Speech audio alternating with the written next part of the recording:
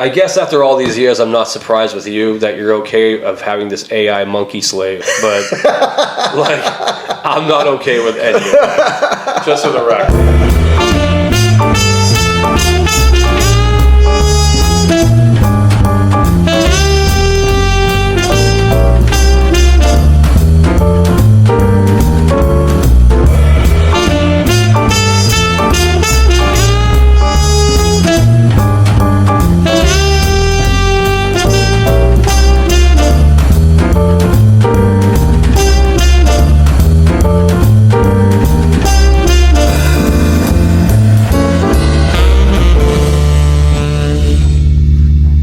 So we got another episode of Intellectual Dummies. We actually got we'll call it like a book review / subject review. Yeah. Because we got a book club that's been going on for a little while, and my 2 picks were both picks on the brain. So me and you have at least 2 books under our belt. I did like 3 more books just on like the mind and psychology and weird stuff like that. Yeah, I do a lot of stuff on Buddhism, which is pretty much the mind too. Yeah, that's why it connected with me so well. Yeah, I like getting into subject holes, and this subject on brain plasticity and a bunch of other stuff too it was very interesting to learn about. Some of these chapters absolutely did blow my mind and definitely changed some of my behaviors in life. I feel like it's just something everybody just needs to kind of know at least some level. So basically in a nutshell, what brain plasticity means, the adaptation that your brain goes through in basically every situation that you do. Your habits, things you do all the time, changes your brain. Your systems, I put my pants on first and blah blah blah, and everything that you do changes your brain a little bit. Every thought, every motion, every day changes your brain just a little bit. Now, people who get into routines or have a particular way of doing things, that's what I guess. Now, correct me if I'm wrong. The best way to describe it is if your brain was like almost like Play-Doh, and every day you're molding it, right? But if you stop molding it, or if you stop doing things, you become lazy and too systematic. That Play-Doh starts to harden. Right? I mean, there are hardened parts of the brain already. Those are our instincts. We know how to breathe, walking, things like that. Like, those are innate things that are already, they describe it as cooked into your brain. They're already hardened. You have that, your basic behaviors. But things like learning a foreign language helps change the neural pathways in your brain. I thought that was very interesting. Well, I don't know. What did you think? Well, for me, I agree where I was already at a point where I kind of knew all this stuff. Yeah.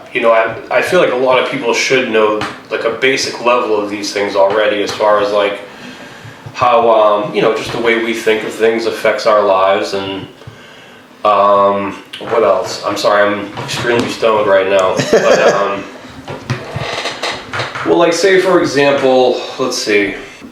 Read one of these chapters. Okay, so, yeah, no problem. Sorry.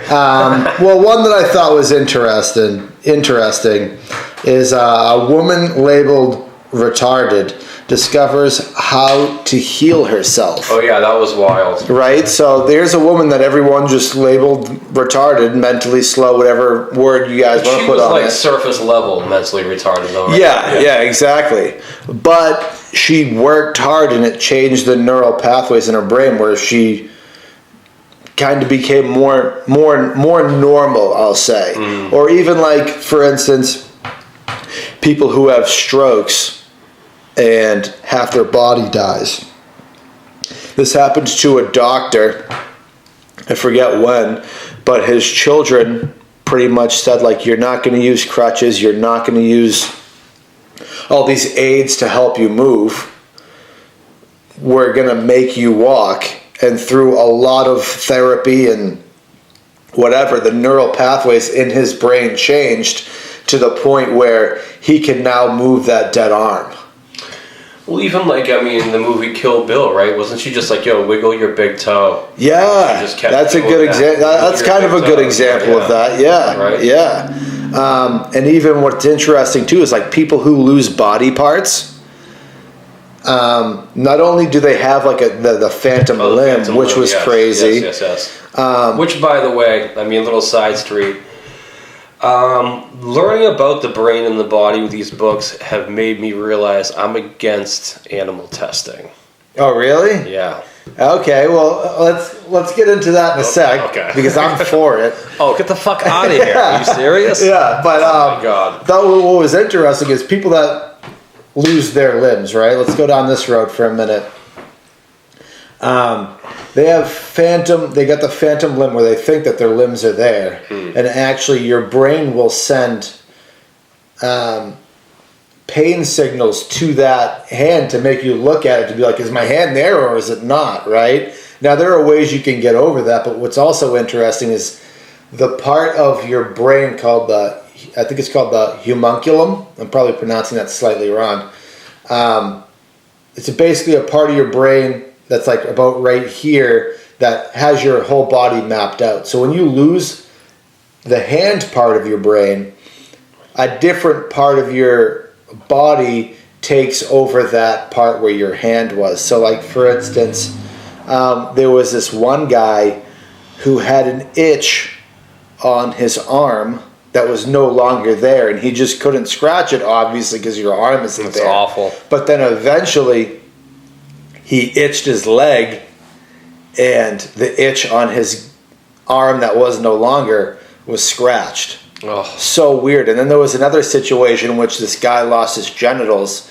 This might be in a different book that we haven't done together, but he had lost his genitals, and when he itched a part of his body, he actually orgasmed, and that part of his body was so much bigger, so the orgasm was like 10 times more. That's weird. Isn't that insane? Yeah, that's very weird. That's insane.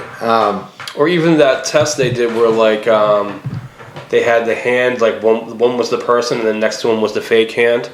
And they would stroke the fake hand with the brush, and the person can feel it, and they stab the fake hand with a knife. Yeah. And the person like screamed. Oh yeah. You know? Well, that's another thing too. Is one thing that's interesting is how easy it is to trick the brain. You know, all you need is certain stimulants, and it's very easy to trick the brain. I know. The hand thing, for example. Another example too. This is one that blew my mind. So basically, in a nutshell, your brain is sitting in the dark, and basically everything you see is your brain interpreting signals. So it's like you don't.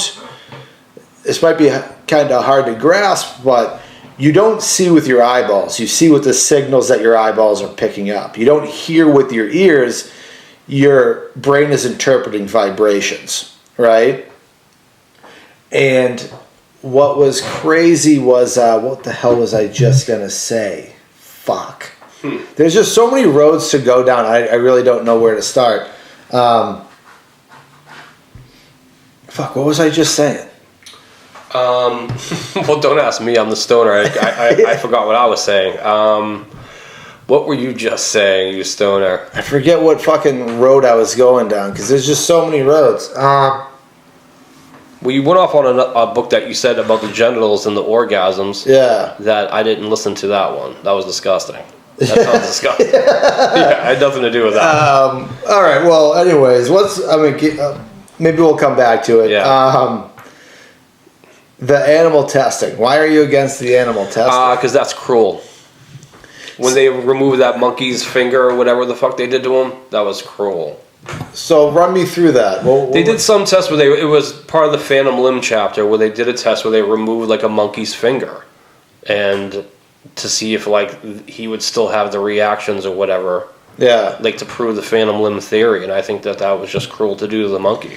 Yeah. Yeah. It's I mean, they did the thing with the cat where they sewed this one cat's eye shut, right? Awful. So what's crazy, and just to get into what I was talking about just a moment ago, your brain just interprets the signals that your eyes are picking up. It's almost like, it's analogous to you don't even really see what you're seeing right now. These are just the interpretations of it. But what I remember the road I was going down, but I'll finish up this thought. Nice, good. So when they sewed this eye shut of this cat, they realized that once they opened the eye, the cat could technically see, but the brain couldn't really interpret those signals. So there's a stage in your brain where you have to learn how to use your eyes, or when they call it like the critical period, and it's for like interpreting signals with your eyes, learning languages and stuff like that. And they realized that, and it happened with a human too, where he was blind for a while, and then all of a sudden, for some reason, he wasn't blind. And when he could see again, he could see, but he couldn't interpret anything that he could see. And they did that with animals. But I'm all for the animal testing because that's just how you learn. No, I disagree. I feel like if we can't do it in a humane way, then I guess we'll have to figure it out some other way. But what is humane? Let's take the time to figure it out. Has human in it for a reason. Let's take the time to figure it out. Let's take the time to figure it out. But not like, all right, let's get this monkey and we're just going to do all these tests on him. Yeah. Like, that's fucked up. Yeah, I mean... Or they do it to dogs, too, like that, or this cat in this situation where they sewed its eye shut. Yeah. Did the cat sign off on that? I don't think he did. Well, there was that doctor that was... I think it was doing tests on dogs too. Yeah, no, that's messed up. I mean, I just don't like Fauci, and that's maybe my bias, Oh, really? But yeah, that is fucked up. So you're. Yeah, but like, what was the reason of like? So Dr. Fauci, just to go over it real quick. Something about fleas. Right? About fleas eating the faces off of beagles or something like that. It was awful. Like, I want to know the reason behind that. Like, if you were trying to cure cancer for some reason. No, I disagree. I mean, that's still pretty. To me, I mean, if the beagles were alive and it was happening, like, that's just straight up torture. Yeah, they were alive. So that's fucked up. If I'm getting the facts right, if we're just going off of that framework right there, that's messed up. Yeah, absolutely. But I mean, you can stimulate brains for limbs to move. So imagine, like, now I'm just gonna get abstract and weird real quick, and we kind of talked about this. Putting devices on monkeys' brains where you just have a little Xbox controller. Now you can just control them fucking... No, that's not Wouldn't that be insane? No, we could definitely get there. That'd be evil. It would be kind of... It depends on what you do with the monkeys, I guess. That'd be evil. Make the monkey fucking cook food? No, that'd be evil. Yeah. Yeah, that'd all be evil. No, I don't think so. Yeah, you're using AI to have a... I mean... I guess after all these years, I'm not surprised with you that you're okay of having this AI monkey slave, but like, I'm not okay with any of it, just for the record. But no, I just don't think we should be doing that to animals. Yeah, I'm totally against it. I mean, I'm for it because as long as you're not using humans, there are certain things there's certain knowledge that can only be attained through doing stuff like that. If it's for the betterment of society, then I'm for it. I'm for it. It sucks. Sometimes it sucks, but you gotta do it. I disagree.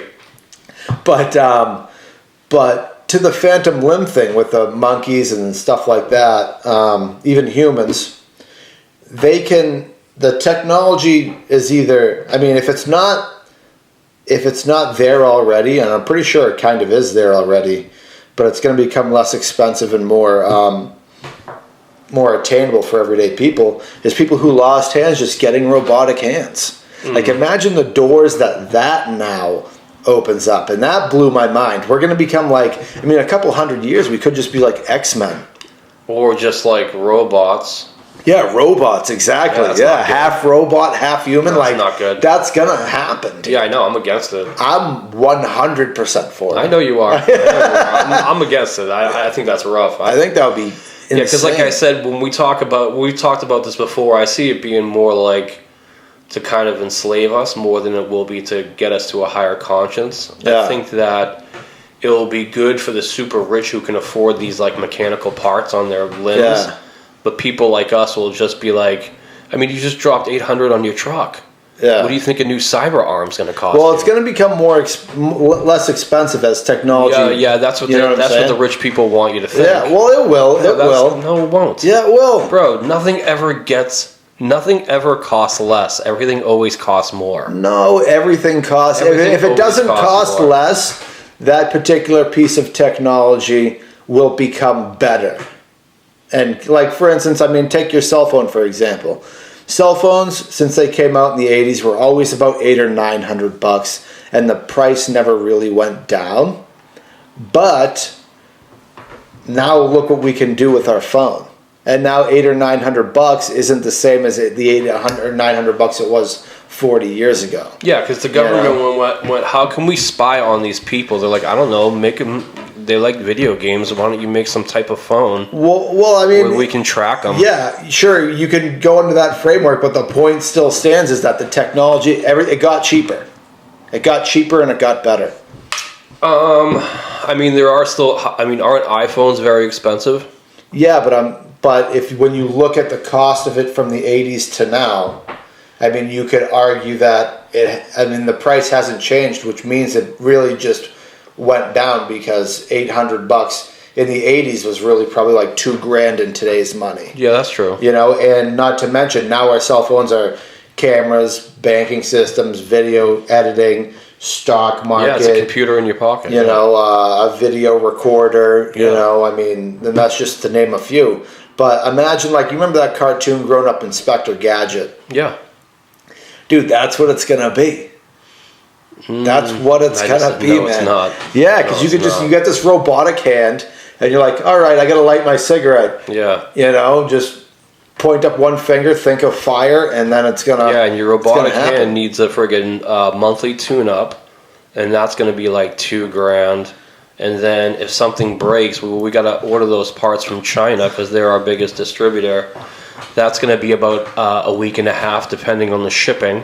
So you're gonna have to go without your cyber finger for a week and a half, and just spray some WD-40. Then when it gets there, it might be damaged to the wrong part.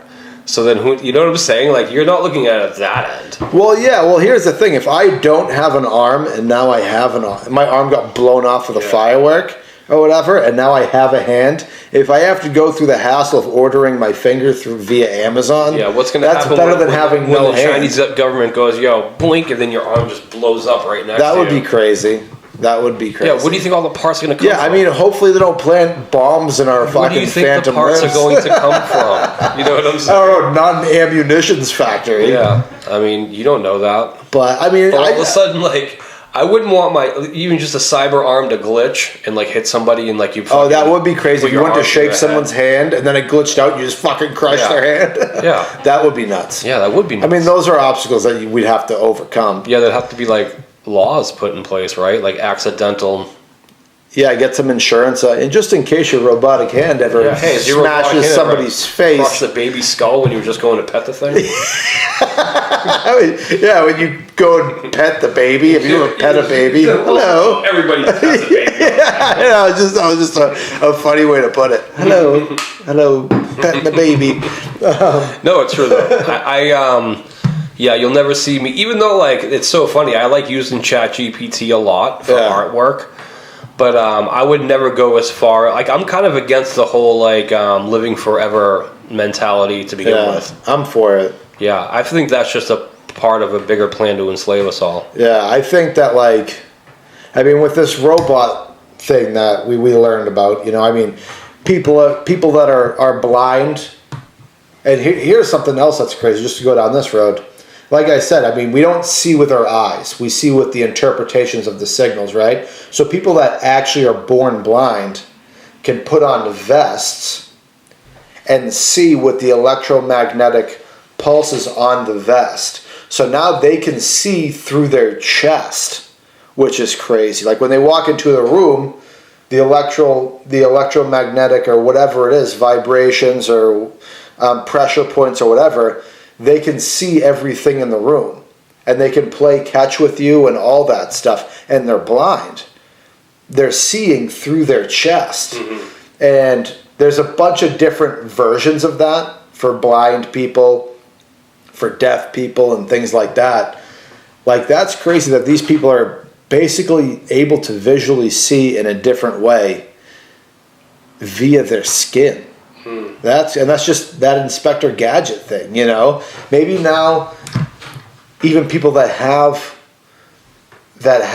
vision can now see, literally have like quote unquote eyes on the back of their head. Do you ever see a gang of fucking, I won't even say what race, of teenagers riding down the street in dirt bikes and electric bikes and mopeds, masks on, no helmets, just no consideration for the laws of the road? Yeah, I mean, that just happened in Boston. Imagine if they have like cyber arms and cyber legs. Like, is that the world we really want to live in? I mean, you want some kid with like, he can just fucking clink onto a wheel and now he's like a fucking, you know, one of those wheels and now he's cybering down the fucking street going nuts. Like, I don't want that. Well, I'm sure there would be deterrents. Like, for instance, there would be. There are not even any right now for them on their bikes. Yeah, I mean, they just go after them in police cruisers. Granted, it's not like the best way to do it. Please, for the love of God, show me a video of the kids that ride around here getting caught by the cops. Like, even running up and down my street in dirt bikes. Like, nobody's catching these kids. Yeah. Yeah, I mean, I don't know. I don't know. They've got a special fucking cyber eye where they know the cops are coming. Yeah, they get their spidey senses. They can detect what house called the cops on them, and now they're gonna rob you. Yeah, later. no like, shit. Oh, yeah, that'd be crazy. Yeah. Yeah, man, that's gonna be a crazy world, man. I mean, it's coming, dude. Yeah. It's coming. It is definitely coming, but I'm against it. I'm fully for it. You will never see me with a cyber arm. I'll sign. Life is an adventure, man. I will not sign any paperwork for you to get anything either. If it's like, we need 7 signatures for him to get this like brain transplant. Yeah, for him to get a gun arm. No, anything. Even if it was like, yo, we need signatures for him to get his brain transplanted into a computer so he can live forever, I'd be like, I'm not signing on to that. Well, like, so I think eventually where it's going to go, and I'm just getting far out there and abstract, but I think that if things keep going the way that they're going, this is absolutely going to be a thing where all you need to do is keep your brain alive. Do you remember the last season of Westworld? Yes. They were doing. Well, no, they were They were pretty much doing the test where they were trying to get a guy's brain into one of the Westworld. Yeah, robots. Yeah. But his brain couldn't handle it, and it was just going nuts every time and like fucking malfunctioning. Yeah. If that became a thing, I would not sign off on your brain going into one. I would fucking, well, I know Alex would do it. No, he probably wouldn't do it either. I bet, he wouldn't. That's for sure. He definitely wouldn't. Nico would, Gordy would, and Katie would. Nico would. Yeah, I know. Nico, you got me. Nico, Gordy, and Katie would. Buddy. But I know me and Alex would not. Probably talk Jade into saying no, too. Yeah, Nico could get a little fucking tattoo hand. Just a tattoo arm on his hand, a tattoo Inspector Gadget thing on his hand. Ugh. I would probably get a 9mm on my wrist. Really? Yeah. Oh, yeah. I'd totally get a gun on my hand if I had a cyber arm. Absolutely. That would be fucking sweet. Why? Because that would be awesome. What's wrong with just the gun on you? I do have a gun on me. Yeah, but now at all times when I sleep. Now I can literally have a gun underneath my pillow. I mean, I guess.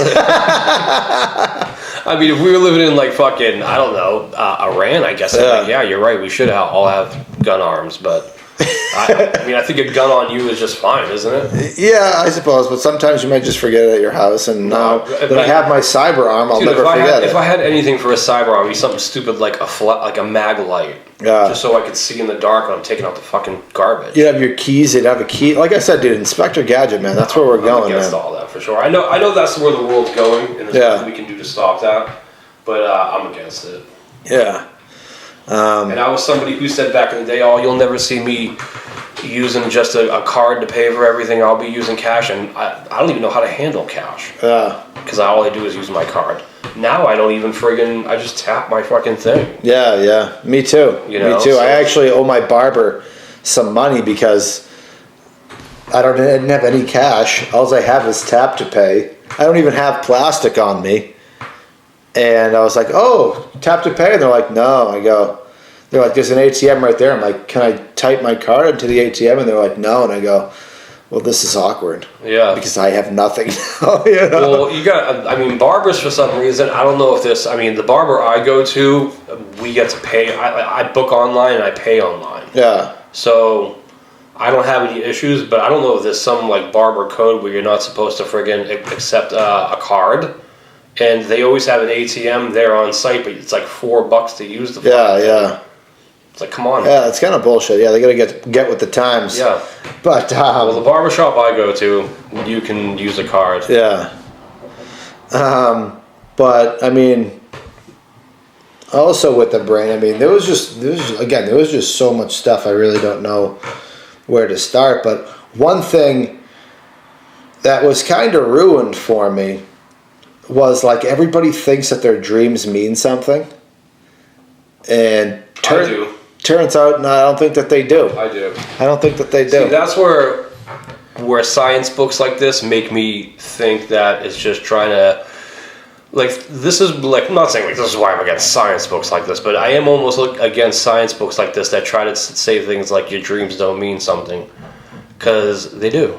And in every form of Buddhism, it says that it does. Yeah. And now, because of science, because I do believe science is something put here to get us away from religion, whether it's Christianity or Buddhism or any of the good ones. Yeah.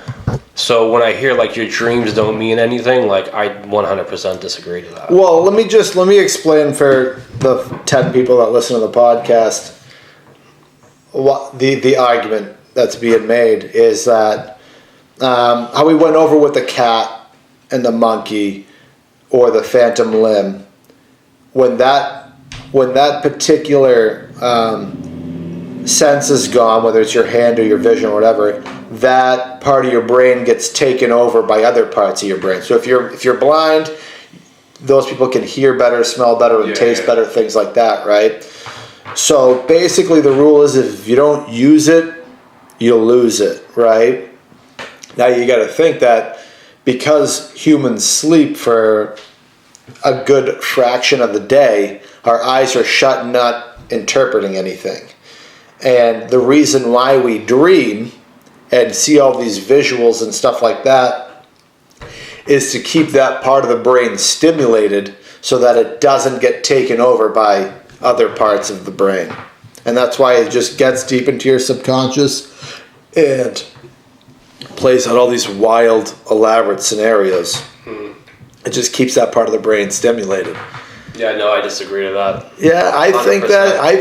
And what do they call what's before the book? Not the book with the, like, sometimes there'll be a lecture before the book. Like, what's that called? Oh, what, like the almost like kind of like prefix? A prelude or something like that. Yeah, okay, yeah. The intro. The prelude to the Bhagavad Gita says that because they say that we're all the same consciousness. Right? Yeah. So they talk about how, so if you have a dream and, you're an animal running from a tiger and, you're running through the woods, worrying about your life, blah, blah, blah, this tiger's behind you, and you wake up and your fist is clenched and your head is sweaty, like that really happened. Well, I think that, so in your mind it's happening, right? Now, I've had dreams where I've woken up and have felt the sensations I was experiencing in my dream, like on my body. And I think that as you wake up humping your fucking pillow or something, it happens to the best of us. I want to say that, but that doesn't count. But no, but your brain does go through, like if you're touching something, like I said, your brain sees something, that sees your brain touching, it sees your hand touching something, so it interprets sensation, just like with the hammer, right? Mm-hmm. So you do feel the things in your dream. You still experience those feelings and experience those emotions and stuff like that. In this particular dream, I wasn't humping a pillow, but I got shot in the back. And it was so fucked up that I woke up and I could still feel like the pressure points in my back on where I got shot. So I was like, holy shit, my body is literally feeling what I felt in my dream, like that pain. You could have jolted yourself too. Exactly, just kind of like flinched in those particular areas. Because you notice, like, if something hits you, you flex and kind of to deflect it or whatever. But sometimes when you try and imitate that reflex when that thing isn't coming after you, you can't do it. It's just like a very instinctual thing, Another thing that was crazy, and we've talked about this before. Well, let me ask you this real fast. What about dreams that are like deja vu? You ever have that? I've had deja vu. Yeah, I've had deja vu before too. I think that your brain, when you're sleeping, delves into your subconscious and plays out all these different scenarios and whatever on whatever you're thinking about. It, like I said, just delves into your subconscious. And then when something similar to what you saw in your dream happens, that's when you get that deja vu. I've definitely had deja vu before. I think we all have. Yeah. But again, I think that, it really... and I'm not to say that dreams probably mean nothing, because I think that maybe sometimes they can give you answers, because now you're like kind of in a realm in your mind where you're thinking a little bit more clearer, and maybe they can give you some answers to some questions, but I think those answers are already there. You're just choosing to ignore them. Are you able to wake yourself up? I am. I can wake myself up, yeah. I can tell myself, like, move your... If I can tell things are getting scary, I'll be like, move your arm. Yeah. And I will eventually, like, wake up by moving my arm. Yeah, if I'm having a nightmare, I'll be like, all right, time to wake up. Oh, dude, I do fuck this. I read that once in a book when I was a teenager, and every time there's a scary nightmare, I'm like, start moving your arms. Yeah. Like, fuck this. Yeah. But for me, I think... I don't know if I believe in what the Buddhists think, but I just definitely believe that science kind of turns us away from religion. And when they say things like, the dreams are just the brain like doing this to you, and it really means nothing, I disagree to that. Yeah, I think there's definitely room for both. There's definitely room for both, because I think for the most part, things are explainable. What about like the dreams where you're falling and when you wake up you're like terrified? You ever have one of those? Well, it's funny. So in one of the books that I did, which was basically going over the different, we'll call them mental illnesses for lack of a better term, but it was called How the Mind Changed. And one of the chapters was about a woman who just feels like she's perpetually falling. Like no matter what, she's falling. And actually, it might not have been in this book. It was in one of the books that I did. But she just feels like she's constantly falling. But you know what helps her? Isn't that like your equilibrium? It's something in your brain that has to do with orientation that's not calibrated right. But I think they went over this in Incognito briefly, one of the books by David Eagleman that we read. What helped that particular woman was they put on this crazy like helmet that sent signals, whether it was through feeling or however it was, but it basically helped her not feel that way anymore. This like helmet that helped her orientate herself.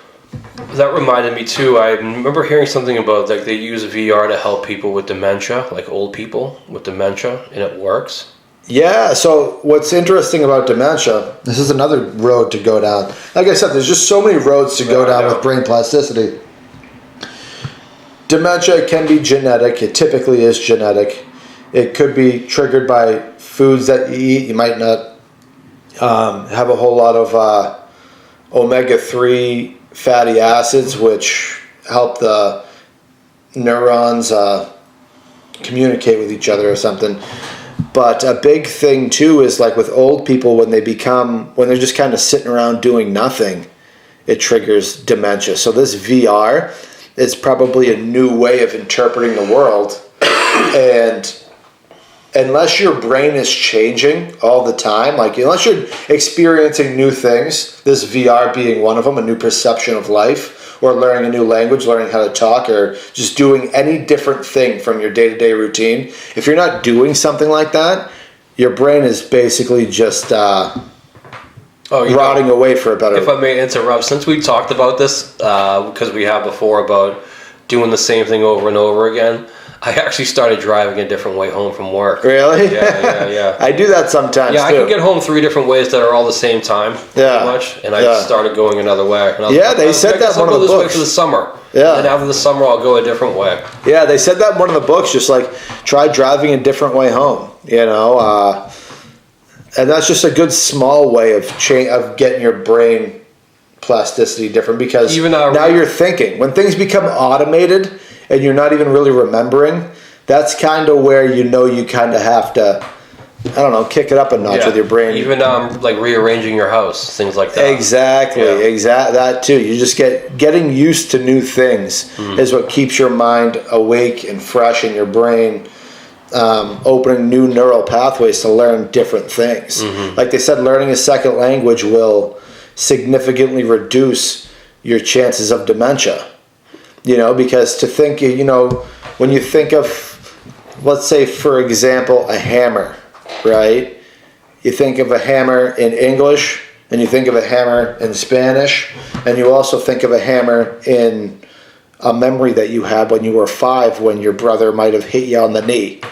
But you think of all those 3 things at the same time, right? Because you have all these different all these different neurons firing these 3 different ways to get that one thought, right? But those different pathways is what keeps your mind fresh. So like when you get dementia and your brain starts to, erode, basically, if one of those things gets eroded, you still have a bunch of different pathways still to get to that same idea. It's the people that don't keep their mind fresh, it's easier to erode. When you've been, you haven't rearranged your house in, 50 years, your mind's not fresh in that regard. It's very automated, so, but yeah, keeping your mind fresh, changing your neural pathways by doing different things is like so important. If there's anything that we're going to learn from this discussion, that's the basic thing right there, and also all these like different mental illnesses that people have, like people who are perpetually falling, they put that helmet on that girl. People who are blind, they got the vests. People who have lost limbs, they got the robot hands. One thing that was crazy, I forget what book this was in, but people that can they call them synesthetes, and those are the people that can like taste colors or hear colors or something like that. I get that though. It's not weird. Yeah, like sometimes when I see things that are purple, I can kind of taste it. Yeah. But not like, I taste what we think is grape flavor. Yeah. You know what I'm saying? No, it's true, because you have, I think we all have it like a little bit, but there are some people that are just wired just a little bit different.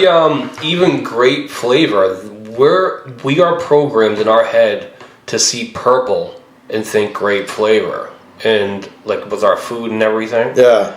And if you think about it, the grape flavored stuff doesn't even really taste like grapes. Yeah, it doesn't. No, but it's some weird artificial because flavor. we have purple and grapes in our brains, like we just think, grapes. Yeah. Isn't that weird? Or that guy who said, that just reminded me too. I'm sorry. Everybody has a color. I think this dude was colorblind too, and everybody to him had a color. Yeah, psychics do that too. Yeah. Auras. Yeah, and I think that's where that like chakra aura thing originated from. That wasn't me farting. That was me rubbing this. Okay. Just so everyone hears this. Yeah, Paul's in a new chair today. That was like, right, that was like perfect. I was like, wow, that sounded like I ripped one hard. But no, it's this leather blue chair that is comfortable, by the way. Yeah. I will say. But just to interrupt, we talked about this before. You don't ever have like a problem, because we're drivers and we sit all day. You don't ever have problems like your tailbone. Not on this chair, but like just any chair from sitting for too long. Sometimes if you sit the wrong way, for sure. I've noticed what I have had to change was I have to sit straight up and then lean forward a little bit. Yeah. Like this in my truck. Yeah. And then I'm not like on my tailbone. But I like sitting like this, and I guess this is bad.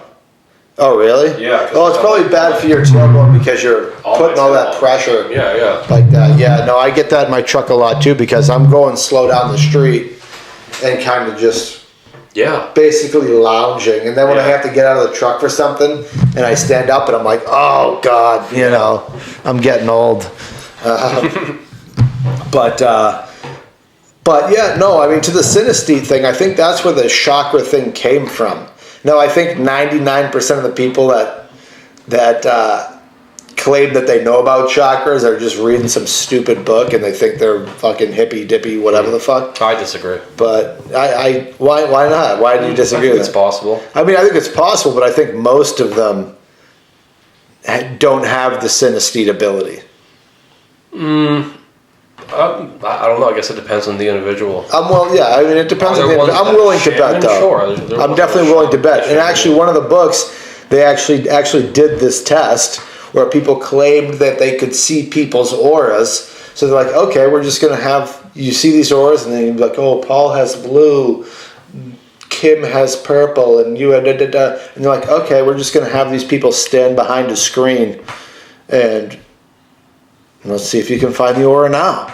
And they couldn't. None of them could. They couldn't see the aura past the screen? No, they couldn't.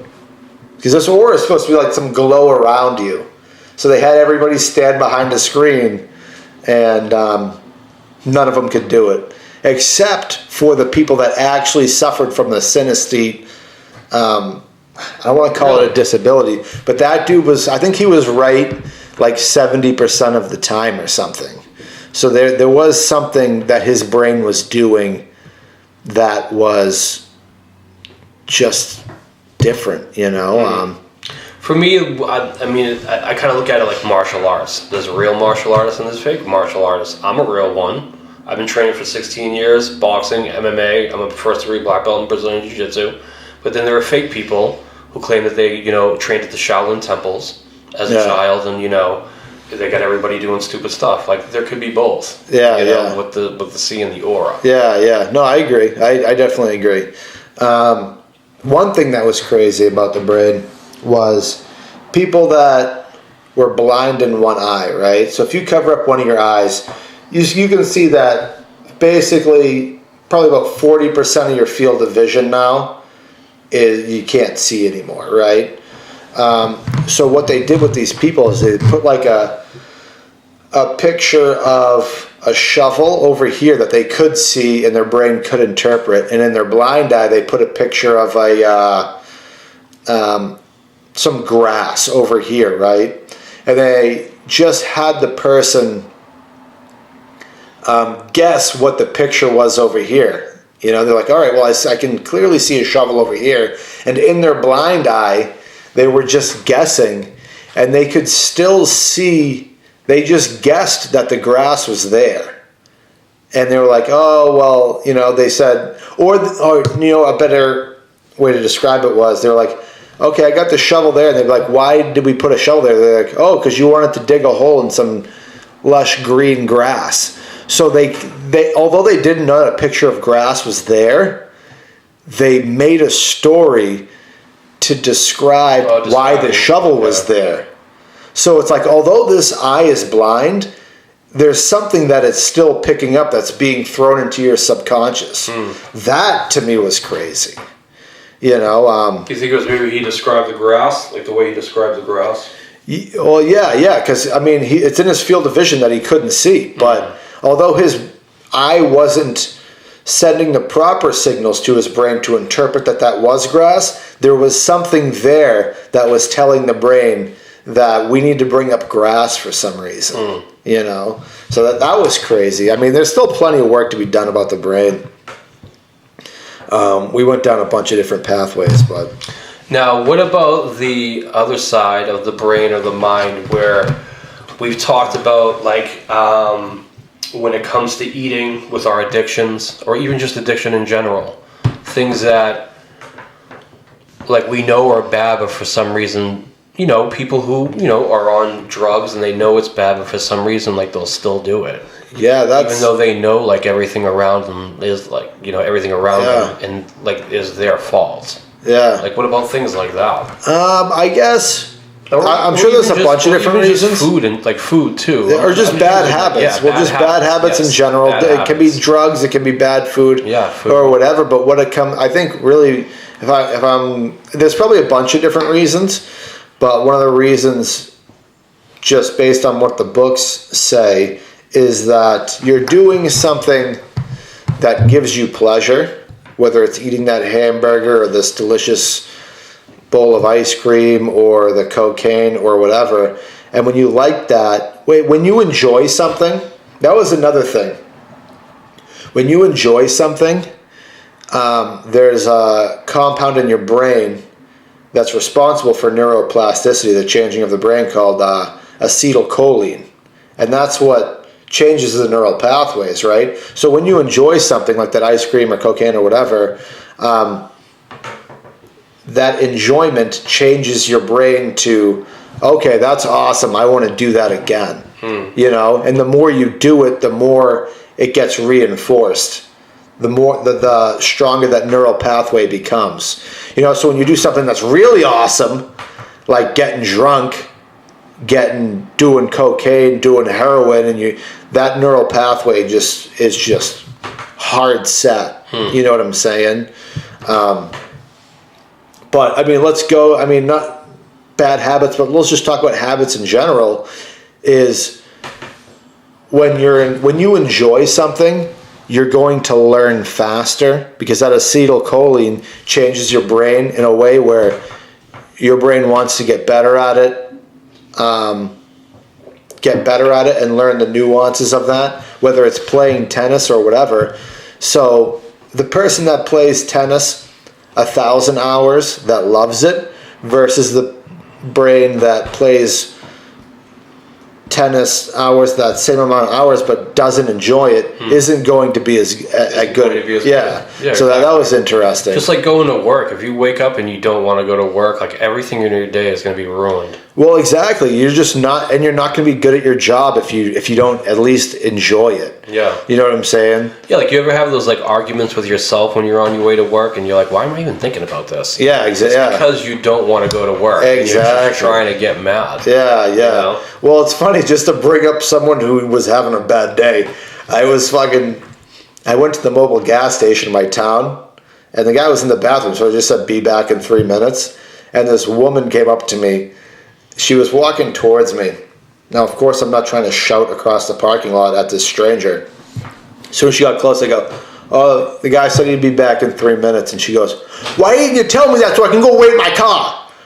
And I just like looked at her. I was like, what the fuck just happened? And then she just walked away in her car. And I just remember being like, she's mad at something else. Yeah, of course. There's something else going on where her neural pathways are already firing in an aggressive manner. Yeah, you can tell that with people, especially like first thing in the morning. It's like, wait, what else are you mad about right now? It's 7 o'clock in the morning. Yeah, I'm just a random guy. I'm just trying to buy a Kit Kat, dude. But even like when I used to work at this machine shop, because I'd always be like in the same room with like 6 people. We'd all have our own machines, but you could see like you could always tell like who must have argued with their wife or kids before work. Yeah. Because they'd come in just in a bent out of shape mood. Yeah. And then they get snippy with you, and it's like, hey man, like I'm just a stoner. I'm sorry I asked you this, but I'm sorry your wife pissed you off, but I just asked for some help. Yeah. But I saw a good quote that made me think of the mind and food, right? So listen to this. Unsure if you're hungry, try the apple test. Ask yourself, would I eat an apple right now? If you say yes, then you're probably hungry. If it's no, it's more than likely a craving. Why does this work? Because nobody craves an apple. That's true. And apples are delicious. I mean, they are delicious. Yeah, when you're like, oh, I could really go for some, McDonald's or something. Well, different cravings. Are your body telling you that you need certain vitamins? Yeah. No, I forget which is which, but like if you're craving candy, it's because your body is low on like, I don't know, something. And that's just where your body's going to get that particular vitamin. But I mean, that's also your brain working in and like a crazy weird on some subconscious level, and even like, now I'm going to say the word, so brace yourself. Your microbiome and how that will send signals to your brain.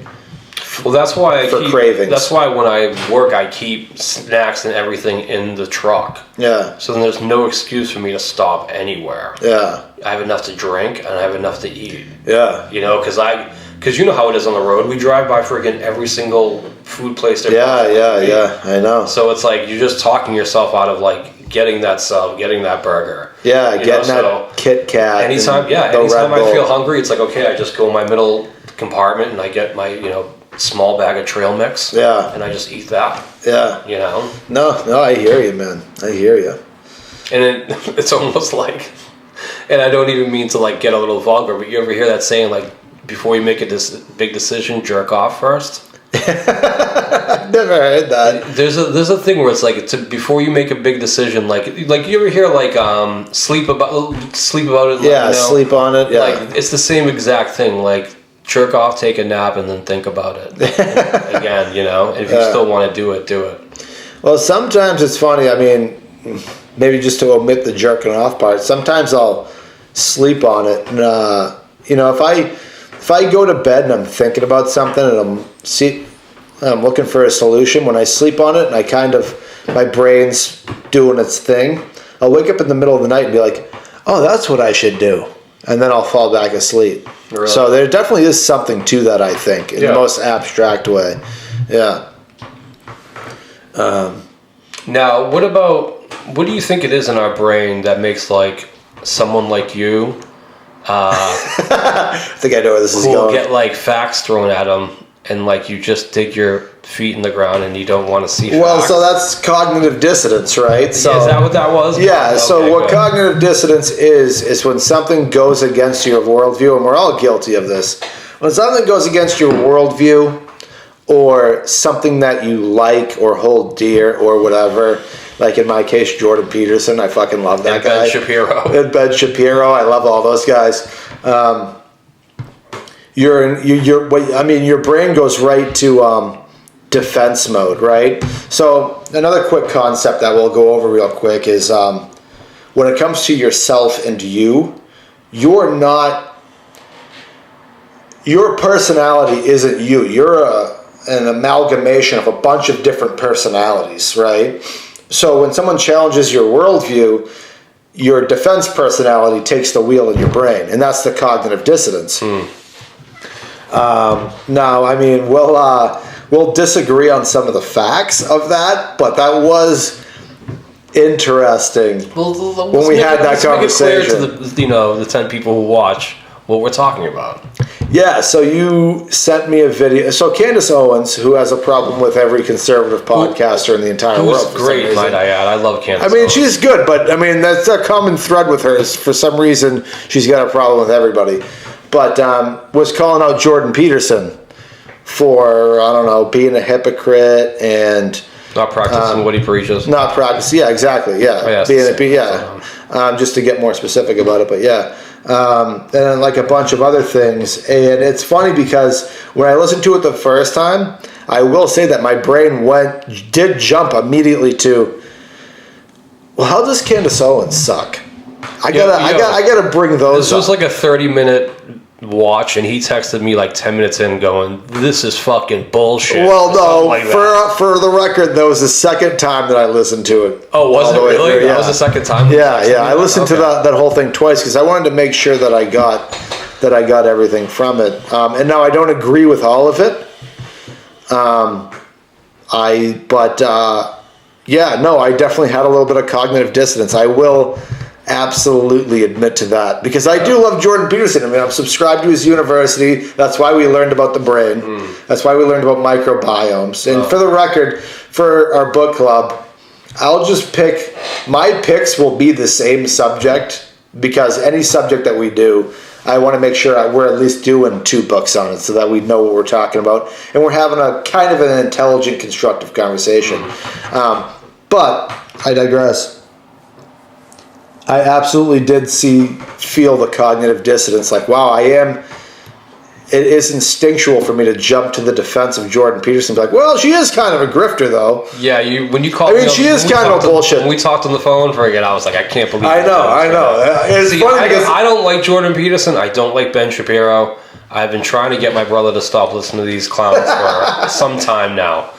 And what's funny is though, I agree, when it comes to politics, I agree with both of them on 90% of everything. I just don't like weak dudes that are dorks. Like Jordan Peterson, I've said it to Luke, weak Canadian drug addict faggot. That's what I say. He is. Okay, Ben Shapiro is just a dorky Jew who clearly had a thing for his sister with big tits, and we'll leave that at that. But I mean, from Jordan Peterson, I could tell he was a drug addict from the beginning, and I totally think he's a drug addict now, whether it's opioids or whatever he claims it is, but he's on drugs. Yeah, I mean, I know he has gone through his bouts with some type of addiction on benzos or whatever, but see, to me, that's still... like, that sucks, because obviously being addicted to drugs sucks.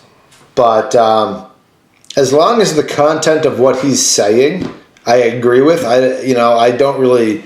to me, that... I mean, it sucks. It's unfortunate, but it's kind of beside the point of what he preaches in general. Now, I honestly don't listen to Jordan Peterson a lot. You just subscribe to his university. Yeah, because his university, I think, is great. But I do...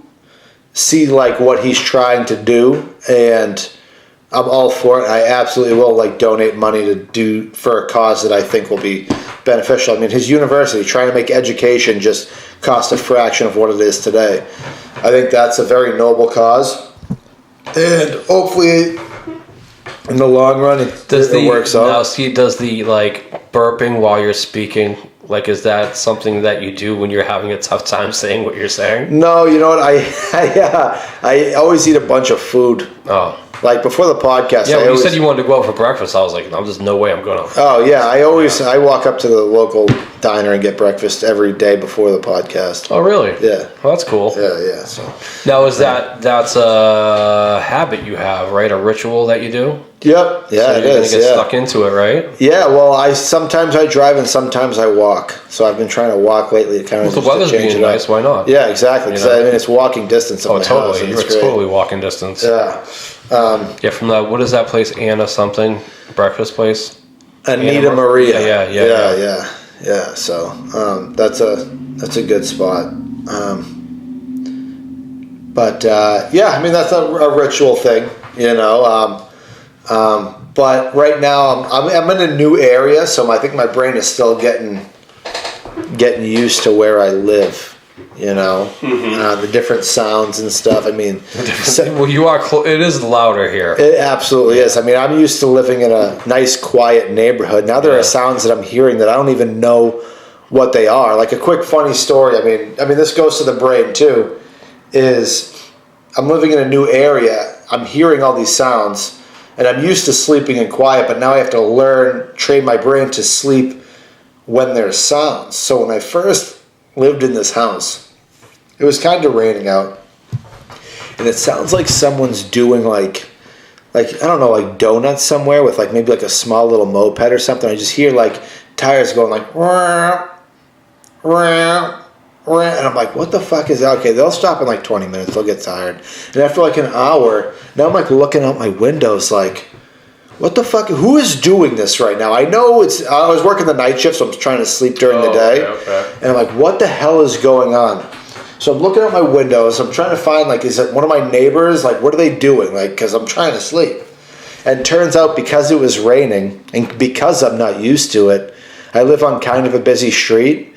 And I live on the corner of kind of a busy street. And all it was with the rain, I could hear the tires turning as they turned onto the street that I lived on, and that was it. And then after that, I go, oh, okay, so it's not somebody being annoying. And after I realized I couldn't do anything about it, I just slept right through it, and it was fine. That happened to me when I first moved into my house on Washington Street. That's a busy street. Yeah. And I remember the first night in the summer, because we moved in June, and I didn't put my AC in the window, and I slept with the window open, and I had the worst night's sleep because every car driving by was like, yeah. I was like, what the fuck? People thumping music. But now it's I slept last night with my bedroom window. Yeah. So like it's no big deal now. But that first like night, I remember being like, I called into work the next day. It was that bad of a night's sleep. I was like, all right, I guess I got to put the AC. Yeah, because where you lived before in Hingham, that was a pretty quiet street, or at least you were far away. Yeah, we were high enough from the hill where it was like nothing really. Yeah. But I mean, to the cognitive dissonance thing, just to rewind to that, because that is interesting. Because as it was happening, I knew it was happening, and you brought it up that it was happening, and I was still like, yeah, but you know, like, but I knew it was happening because,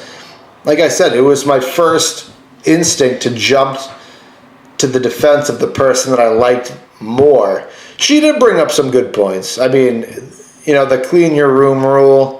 And then you just see the picture of him like sitting in an office all sweaty and clammy, like, wow. And I mean, it looked like a fucking storage room. I will say this, friggin', I have a 2-bedroom, you have a 2-bedroom. You can go to my house right now. I've never once seen you have a room that messy. Yeah. I've never had a room that messy. Yeah. No, it's true. That was a messy fucking room. It was a messy room. Yeah, it was. Yeah, I mean, he definitely didn't clean his room. Definitely didn't. And he is telling us how to organize the world. Yeah, you know. And I feel like drug addicts are weak-minded people. Yeah, I think there's two sides to that. What's the other side? The other side is I realize how hard it is for people to stop doing things once they've started, drugs in particular. You know, I don't know. I'll never understand because I've never fell into that before. But just from my own life experience with people that are addicted to things and people that I won't name any names or particular situations, but I have given people the opportunity to stop drinking and change their life around. Plenty of time. I mean, you know. And they just couldn't stop. And it's like, here you are with the most golden opportunity where you can put your head down, stop drinking, stack money, get out of debt, and change your life. Right now, I can change your fucking life. Literally. And they won't fucking do it. So there's something there that I just don't understand. Yeah, I mean, I get what you're saying, but I look at it like this, right? I'm nothing special, so if I was able to not get addicted, everyone else should too. Yeah, I mean, I guess so, but again, I guess it's just not that simple. I mean, the neural pathways, so like the genetic disposition for anxiety, right? You have this anxiety in your brain that just, I mean, it gives you anxiety, and when you use alcohol or whatever drug it may be to quell that anxiety, and now you're like, oh, this is awesome. I'm not anxious anymore. I like this because I'm not anxious. The acetylcholine in your brain changes your brain to be like, all right, well, this is the way to not be anxious. Let's do this all the time. And then every time you drink, it just hardens that neural pathway up to the point where that's the answer. That's the answer. That's the answer. And every time you do it, it's a vicious circle of that's the only way you know how to deal with this thing. You know, that's like with cigarettes. They said when you smoke a cigarette, it makes your heartbeat faster than normal, right? And that beating doesn't stop going that fast until about like 15 minutes after you're done smoking a cigarette. The beating goes back to normal, and they say that's the craving the cigarette smoker gets to get another cigarette. Yeah, no, I believe that. Isn't that wild? Yeah. But I've had friends where, you know, growing up, all we did was party like maniacs. And then in our 20s, we partied like maniacs. But then I got to a point where, like, hey, this is kind of crazy. We're always partying like maniacs. And they were like, nah, let's keep going. It's like, okay. Like, how do you know what I'm saying? Like, how do you not know? Yeah, I don't know. Like I said, I mean, there's a genetic disposition for anxiety. And then there's also people that are just straight up not responsible. You know, and I'm sure it's either one of the other or a mean mixture of both. Because I mean, same thing with my friend group. There's very few of my friends that didn't have some sort of substance abuse problem later on in life. Some of them got over it. Some of them were like me, where I was like, all right, cool, drinking and smoking pot. It was fun, but I need to work full time now. You know, I have bills now. You know, you can't call out and be hungover. Like, yeah, exactly. So, like, I look at it like even like going to concerts. I used to go when I was a teenager. I went to every fucking concert that came around. But then when I got my first apartment and started working like a job, I noticed, damn, every concert comes around on a Monday or a Tuesday. Yeah.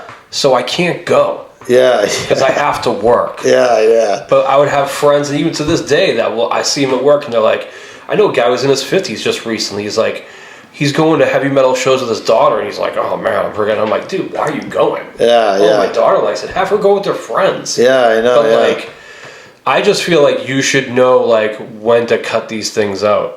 You know? Oh, absolutely. No, I mean, I agree. I mean, again, I think there's just something that I just don't understand. Because if I had the opportunity that I've provided to some people, I would have a fucking down payment on a house, another down payment on a house. Oh yeah, of course. Absolutely. Yeah, if you got paid in reparation of all the good advice. Yeah, if someone was just like, hey, Luke, I'll give you a free place to stay. Just stack your money and don't worry about anything. I'd be like, oh my God. Well, I mean, we're not going to. I'm going to stop doing everything. We don't have to name any names, but I feel like any woman would ruin that opportunity. Yeah, I mean, yeah. I feel like you can't give a woman a chance like that. She's just because coming they home. will purposefully fuck it up. Yeah, or they'll just be like, I'm not saving any money, but check out this new Gucci handbag. Yeah, but seriously, like, I don't. So, I mean, I just wanted to put that out there. Yeah, well, it's just funny, and not to turn this last little few minutes into a fucking to berate women, but you know how women weren't allowed to have credit cards till like the 70s? Oh, wow, really? I didn't even know that. Yeah, they weren't allowed to have credit cards till like I think it was like the early 70s. And it's funny because now that they're allowed to have credit cards, I think it's globally, own about like 70% of debt. I believe that. Yeah. So it's like... Yeah, maybe they shouldn't have them. Did they have a point? Yeah.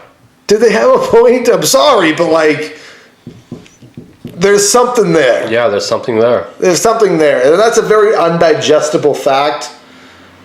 But sometimes those are the facts. Yeah, it's a good point. You want to end it on that video? So we have one more video on the brain plasticity. Oh, yes, let's do it. So let's do that. And we will be right back. All right, so this is... Have you heard of this guy? I think he was mentioned in one of the books. You said you might have heard him before, right? Well, this is what he has to say about the mind and eating, which I thought was very interesting. Talking this kind of talk. You know, I became aware that our medical training, despite the fact that it gives us all the facts, it doesn't tell us how to do these things. So I went back to my own country, India. I came across a science called Ayurveda, which is 6,000 years old and has its roots in ancient India. Ayurveda, it means science of life. Yeah. And I looked at the science behind that, and I found that here's some really ancient wisdom that you can look at through the eyes of modern science. And there are techniques here, not only to change your body weight, but to get rid of addictions, to influence how the aging process takes place, to influence the very experience of time itself. Well, so that means that's why so many diets fail for so many people, because what's right for one body isn't necessarily right for another. And so when you get put on a blanket, quote, diet. I feel I've always believed that, you know, when it comes to dieting, like what's good for one person might not be good for the other person. Yeah, no, I completely agree. I mean, even like take veganism, for example. I mean, we went over this in one of the nutrition books that we did. I've seen vegans that have been vegans for a long time, and they don't look unhealthy, but I've also seen vegans where I'm just like, please fucking eat a hamburger. Yeah. Please. you look horrible. Yeah, you like know? that Asian woman who's doing the rounds. That was a donor for the Democratic Party who's going around talking shit about Kamala Harris. Yeah. She's a vegan and a marathon runner. She's too skinny. Yeah. Too skinny. You can't do that. I mean, I've known people that have gone vegan and their hair starts falling out of their head, and it's just really it's a whole oh yeah. Oh wow. Yeah, it's terrible. I mean, I went plant-based for like 2-3 years. I still ate meat on the weekends, but I thought it was good. Yeah. I mean, eating a lot of leafy greens for you, because there's a lot of what is it? I wasn't. You know, it's so funny. I say plant-based.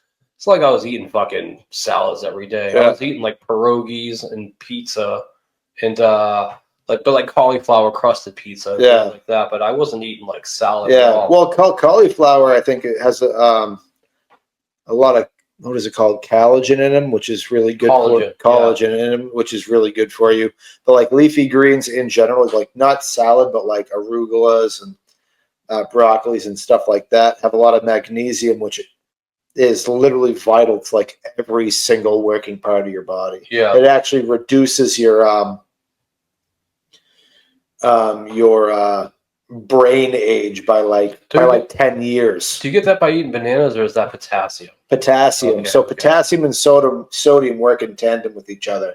Like too much sodium will higher your blood pressure, but your brain use potassium to bring it down. And I hope that I'm right about that, because it sounds smart. Yeah. Okay. I believe you. It's not necessarily what your body wants. And if you were taking what your body really needs and wants, you'd achieve that ideal balance without any problems.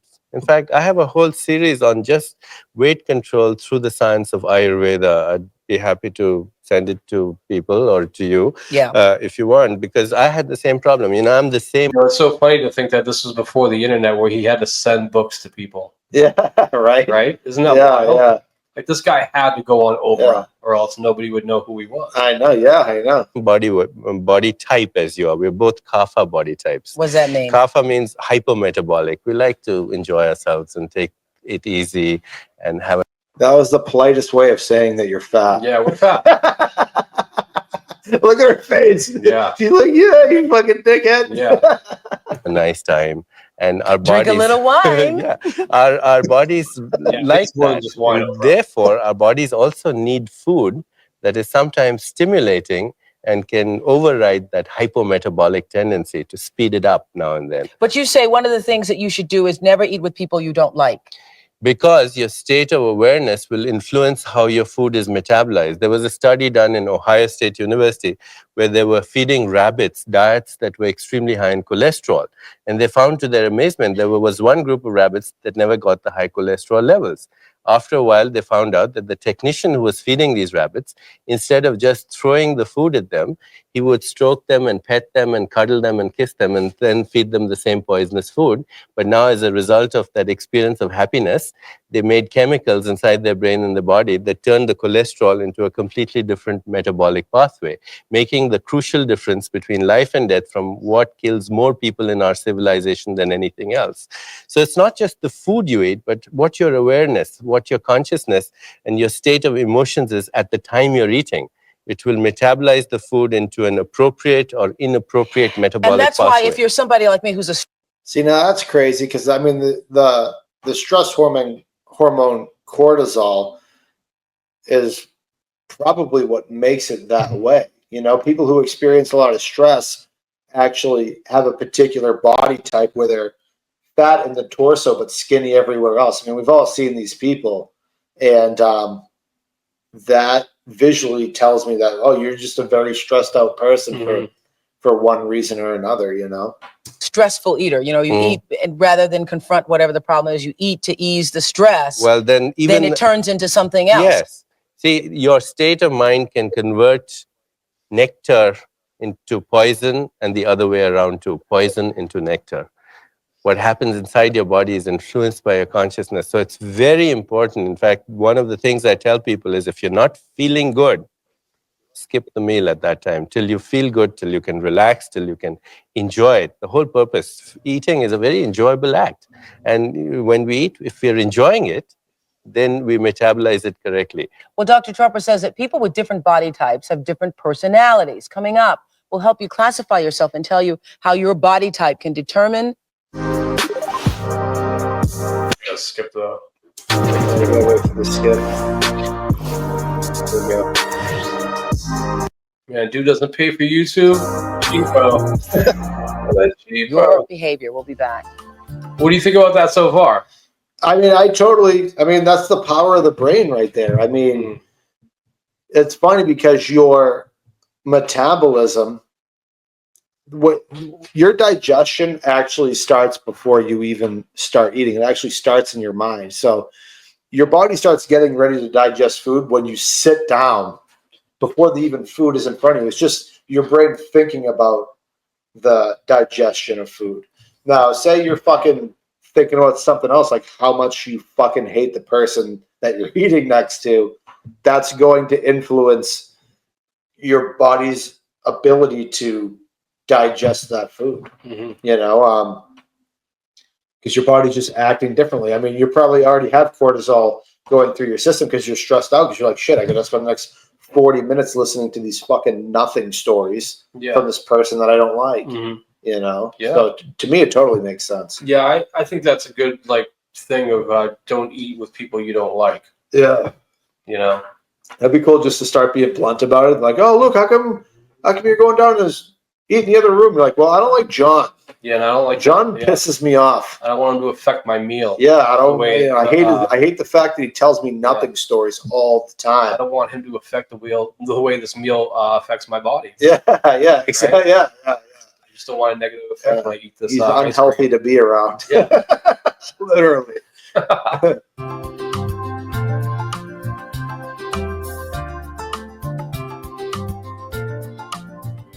I'm having a conversation with Dr. Deepak Chopra and drinking some ice water. And one of the things you say in the book, don't drink it because? Well, because your body has to waste a lot of energy as she's drinking it. Yeah, to bring it to the temperature that your body is. So it's best to eat or drink food and take things at the temperature that your body is already there. Then you don't waste. That's so interesting. When I read this, Sally's the one that put the ice in there for me. But that's okay.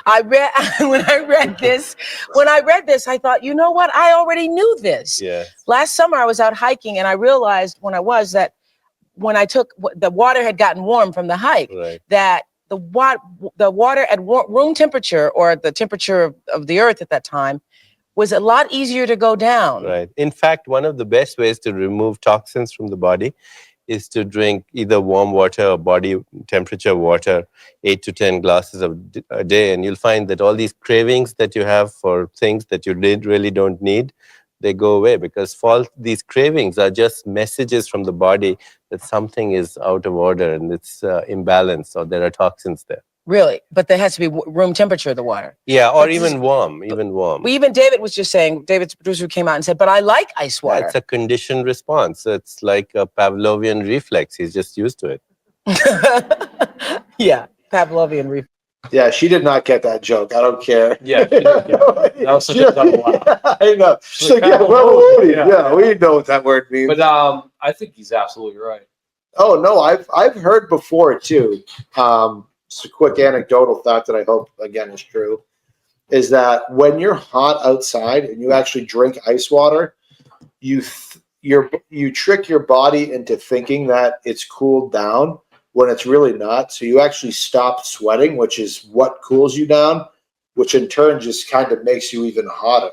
So, so when you drink just warm water and you're hot, your body still registers that you're hot. It's sweat that keeps you cool, right? But if you trick your body into, again, thinking that okay, there's coldness in my system, I don't need to sweat anymore, it's actually not good for you in terms of staying cool, you know?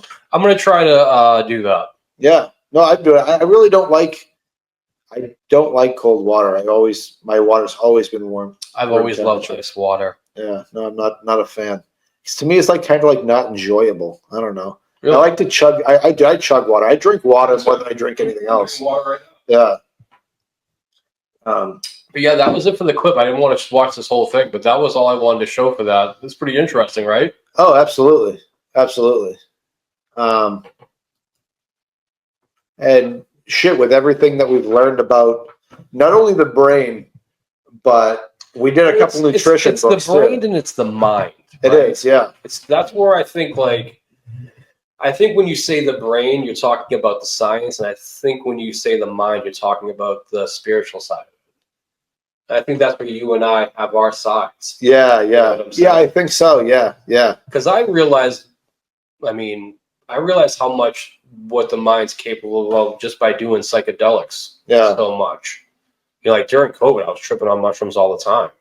Yeah, see, I would lay in my room in the dark and I'd put a thing over my eyes, and then I put like earmuffs on for silence. And like, dude, you're supposed to do that when you eat mushrooms. You're supposed to do that. Keep your eyes closed and look inward. Yeah, and I did that a couple of times. That's nuts. Oh, it's fucking sweet. That's nuts. Sweet. I probably have like a fucking schizophrenic. The first time was the best time because I really I just tripped out, like friggin' being in this house and going into every room and just organizing everything. It was like I was organizing my life almost. Yeah. Like everything was just disorganized. Like I made everything into neater piles. Yeah. You know what I'm saying?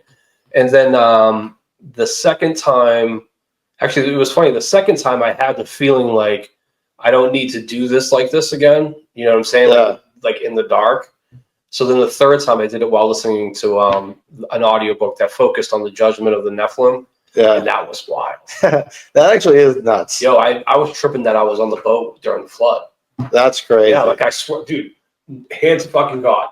I was like, you know, I remember being in the crowd watching Enoch fucking on the soapbox telling everyone that we need to repent. Yeah. Because that's what he was. He was like a guy who was like, yeah, square.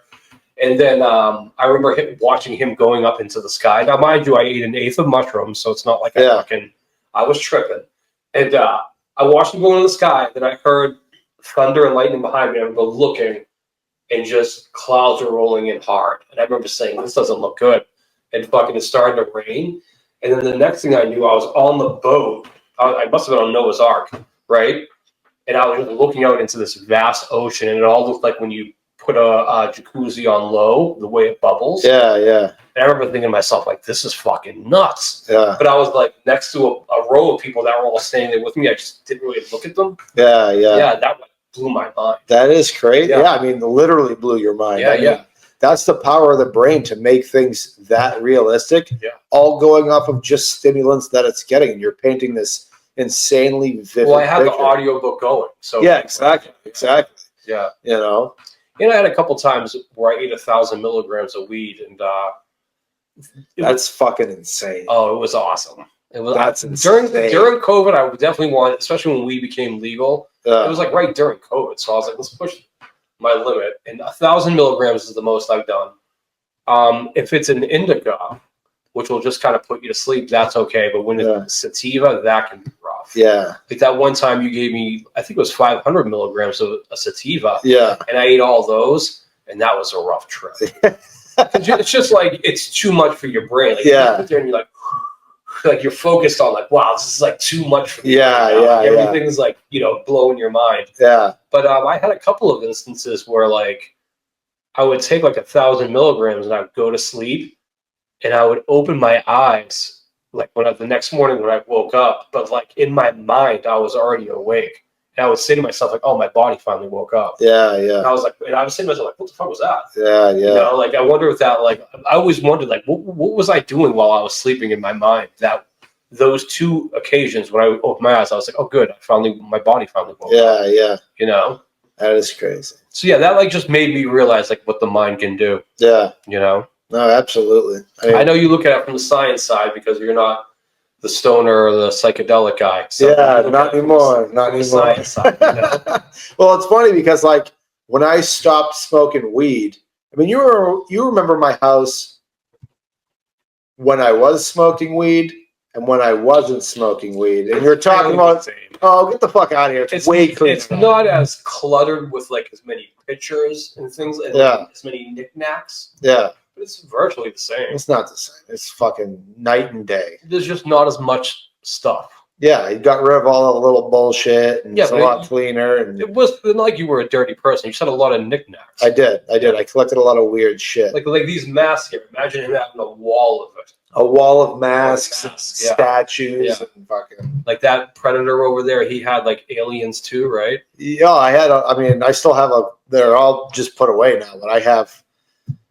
Yeah, those were hanging up. They still kind of are hanging up all over my house. Why are they all just put away? And well, you got to get the feng shui right. Yeah, but I don't want to have too much stuff. So why have them? What? Why have them? Well, I'll like eventually as the things progress. I might take those masks down and throw up a different set of masks. I just every once in a while I'll change things up. And what about like the aliens and the predators though? Like you're not going to bring those back, are you? Well, I got the Predator. I'm not sure which one you're talking about, the alien. Oh, maybe I was wrong. But I do got a bunch of little small statues like that. Yeah, I used to have change them around my house. I used to have like all the Hellraiser guys. Yeah. And I threw all those away eventually. Yeah. But I was big with that. Yeah, that's neuroplasticity. You got to change it up. But I agree. But if you've made it this far, thanks for watching. Like, comment, subscribe. Let us know what you think. And if there's any subject you want us to study, if you want to come on, throw us a message, give me a call, and we'll see what's up. All righty. All right.